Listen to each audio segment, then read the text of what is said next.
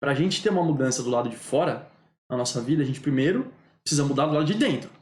Então a gente precisa realmente reconfigurar nossa mente para as coisas começarem a avançar e elas acontecerem e se materializarem no mundo externo. Então vamos lá, por que a gente deve estudar a inteligência emocional, né? Então tem estudos feitos que a inteligência emocional é a habilidade que mais pode prever, predizer a capacidade, o sucesso e a performance de uma pessoa no mercado profissional. Eles compararam 33 outras habilidades que são realmente importantes também no mercado profissional com a inteligência emocional. E a inteligência emocional é a que mais pode prever o sucesso das pessoas.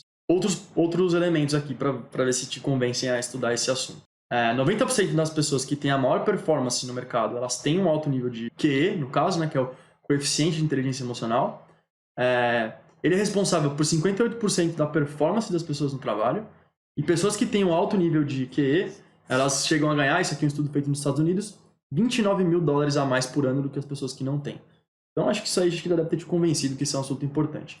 E só retomando, não vou ficar falando aqui de motivação, de assunto superficial, vou falar de ciência, tá? Então vamos lá. Quais são os 4 pilares que a gente tem que desenvolver para desenvolver a inteligência emocional, né? Então, ou seja, a gente pega a inteligência emocional e divide ela em 4 pilares. A primeira área é o autoconhecimento. Então, assim, eu recomendo que a gente vai começar aqui esse estudo, esse material, falando dessa primeira parte, que é a parte da nossa autoconsciência das emoções. Depois a gente vai para o lado direito e vê o autogerenciamento, que é, ou seja, a partir do momento que você tem consciência sobre essas emoções, você passa a aprender as formas e as melhores formas de lidar com essas emoções. Então aí você já começa realmente a botar em prática essa auto-observação, vamos dizer assim. Depois a gente vai para um outro nível, que eu já passo a chamar, inclusive, que é descendo aqui o quadrante, de inteligência interpessoal, que é quando a gente começa a falar da consciência social. Então a gente começa a observar ambientes, entender melhor as pessoas, empatia e etc. E no final, a gente tem um pilar que é a gestão dos relacionamentos. Então é a liderança, por exemplo, trabalho em equipe. Então quando a gente tem isso bem forte, a gente consegue desenvolver essas habilidades. Então, como eu falei, eu gosto de dividir esses 4 conceitos aqui, esses 4 pilares da inteligência emocional, entre uma inteligência que eu chamo de intrapessoal e uma inteligência que eu chamo de interpessoal, que tem a ver com os relacionamentos. A gente vai começar pela parte intrapessoal, tá bom? Nessa aula de hoje a gente vai falar da intrapessoal. A inteligência emocional desdobra no que é tão famoso hoje em dia e tão falado, que são as soft skills, né? Que hoje todo mundo fala muito, que as soft skills são importantes para a carreira, etc. Vem da inteligência emocional. Aqui tem algumas, existem várias outras, tá? Mas, por exemplo, a gente ter autoconfiança, a gente ter ambição, foco, a gente ter uma visão do ambiente, né, e ter essa atenção ao ambiente, saber perceber e captar coisas importantes no ambiente, o entusiasmo, a empatia, tudo isso são soft skills, assim como, por exemplo, o trabalho em equipe, entre outras coisas, que desdobram da inteligência emocional. Aqui está uma frase do Ricardo Basaglia, que é o diretor-geral da Michael Page, e ele diz que 91% das vezes o profissional é contratado por questões técnicas e demitido por questões emocionais. Então, por exemplo, ele fala aqui de trabalho em equipe, não ter atitude, não ser colaborativo, não se relacionar bem com outras áreas internas da empresa, ou então com clientes. Esses são, no fim das contas, os elementos mais importantes para as pessoas serem promovidas, ou então, quando elas não têm essas habilidades, serem demitidas. Então, as empresas contratam as pessoas porque elas têm um bom currículo, então elas fizeram uma boa faculdade, ou tiveram vários cursos, uma pós-graduação, etc., mas elas acabam sendo demitidas por não ter essas soft skills que a gente tanto fala. E aqui eu acho importante também ressaltar que a verdade da verdade, e é por isso que eu estou trazendo esse conteúdo para vocês também, é que as faculdades elas não ensinam a gente a desenvolver essas habilidades que a gente está falando aqui. Elas ficam muito focadas no conhecimento técnico, e como a gente pode ver, o técnico é só uma porta de entrada. Se você tiver uma boa faculdade, tiver especificações e cursos e graduações, etc., pô, legal, isso aí te faz muitas vezes entrar para uma empresa. Mas é a inteligência emocional que vai realmente predizer se você vai conseguir continuar evoluindo dentro da carreira. Então é por isso que eu acho que esse assunto é tão relevante. A gente gasta tanto dinheiro com uma formação, com cursos, com pós-graduação, e a gente não dá atenção porque é mais importante essa parte aqui da inteligência emocional. Vamos então entender como que se forma essa inteligência emocional e como que se dá a relação da inteligência emocional com o nosso cérebro, com a formação do nosso cérebro.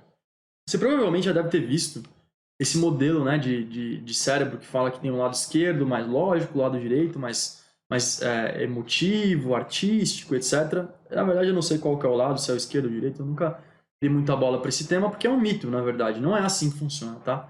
Outra coisa também que é um mito, que fala-se muito, aproveitando aqui para quebrar mito, nossa, se a gente usasse 100% do nosso cérebro, a gente, nossa, ia sair voando, a gente ia ter superpoderes. Cara, também isso é outro mito, é uma mentira. A gente usa o 100% do nosso cérebro, a gente só não usa o tempo inteiro. Não usa o tempo todo 100% do cérebro, mas a gente usa ele. Então também é outro mito, tá? A gente tem, o que a gente tem, as capacidades que a gente tem, elas são suficientes pra gente, cara, quebrar todos os nossos desafios e conseguir evoluir. Então, qual que é a realidade, né? Assim, o que mais pode parecer com a realidade é um sistema, como vocês podem ver aqui na imagem.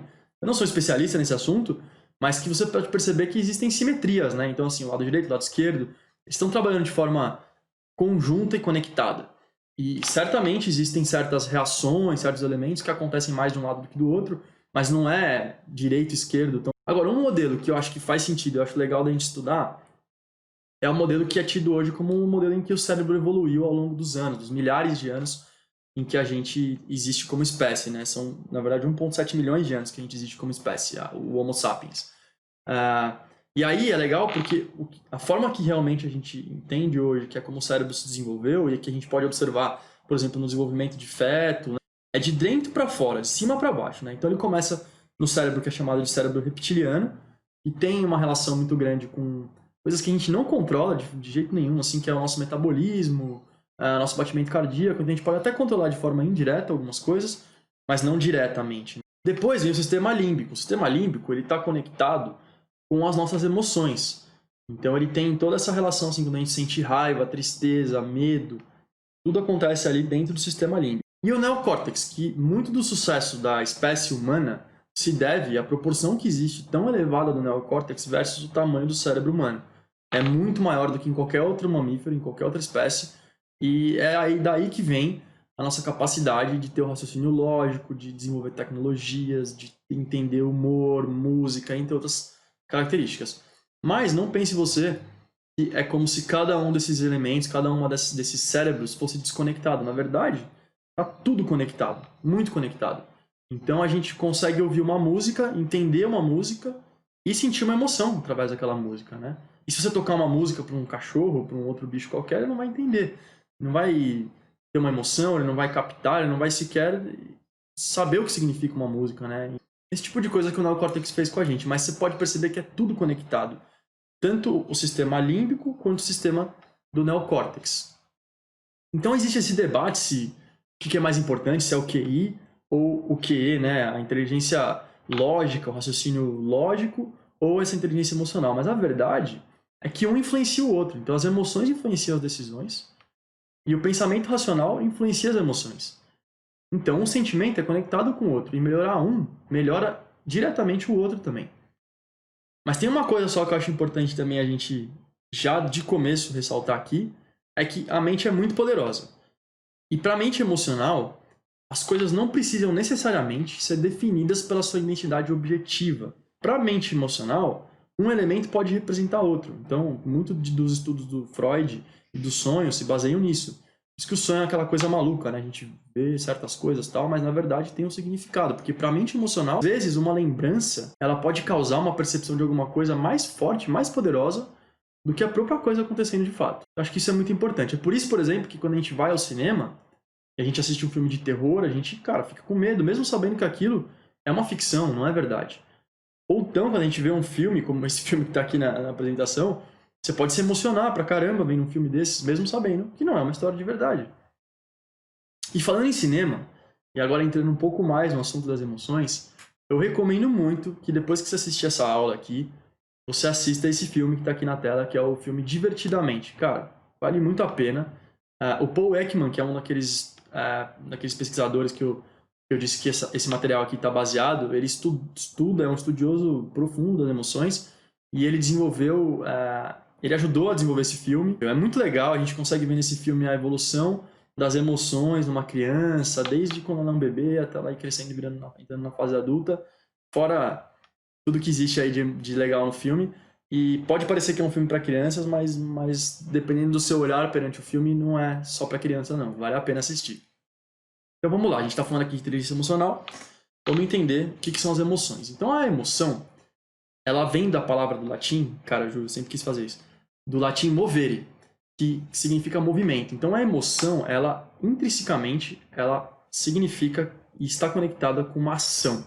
É algo que Você tem uma emoção e você tem uma ação imediata. Você não controla. A verdade é essa. Você não controla a emoção. Isso que é engraçado, né? É tipo um paradoxo. A gente tá falando aqui de inteligência emocional, mas a gente não controla a emoção, diretamente não. Quando você tá no mar, por exemplo, imagina essa situação. Você tá lá no mar, tal, pô, tá com a sua prancha, surfista, bonitão, e você vê uma sombra de um tubarão. Cara, o que vai acontecer com o seu corpo nesse momento que você vê o tubarão, a sombra dele, não tá no seu controle.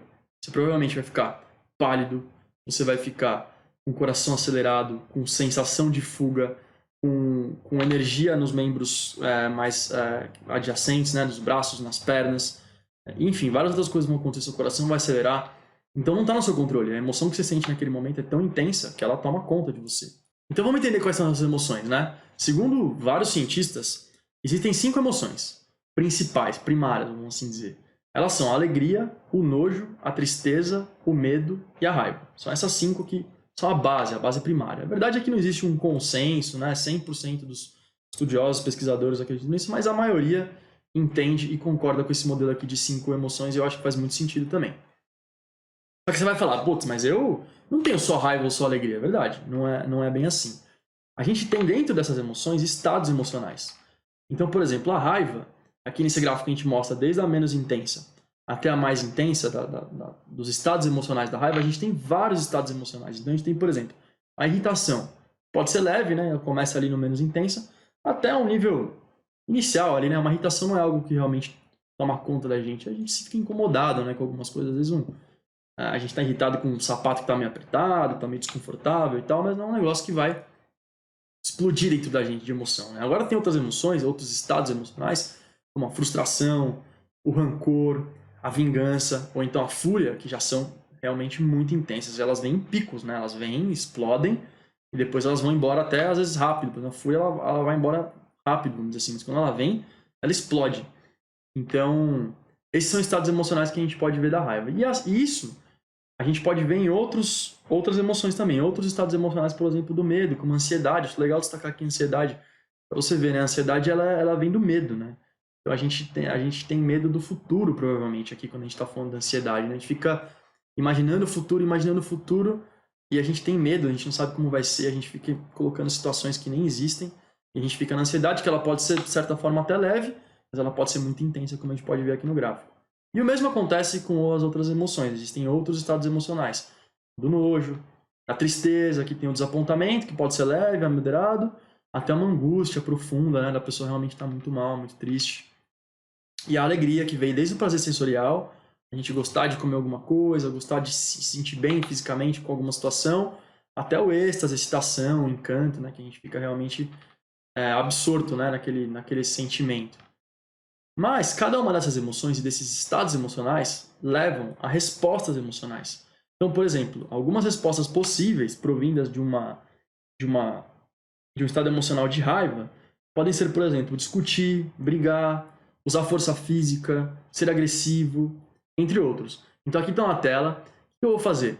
Para não perder tanto tempo aqui falando de cada uma das emoções, de cada um dos estados emocionais, de cada uma das respostas emocionais, eu vou deixar um link aqui embaixo do vídeo para você fazer o download da apresentação. Se você gostou do material que eu estou apresentando aqui, inclusive porque eu acho que nem tudo vai dar para você ver, porque tem a minha cara aqui do lado, no cantinho direito, depois você baixa e faz o download da apresentação, você pode acompanhar o vídeo assistindo, ou então você pode, enfim, usar o material depois para que você bem entender.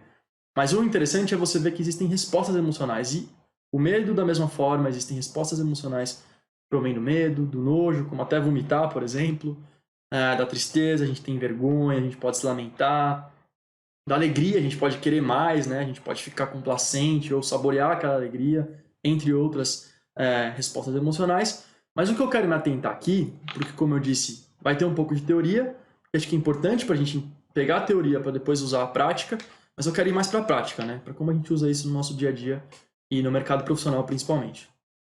Mas depois baixa o material que você vai, entender todo o detalhe aqui sobre as emoções, quais são elas, porque lembra que eu falei, uma primeira parte da inteligência emocional é a gente ter consciência sobre as emoções. Então, conhecer elas e saber elas, eu acho que é um primeiro passo para a gente começar a depois lidar com elas, né?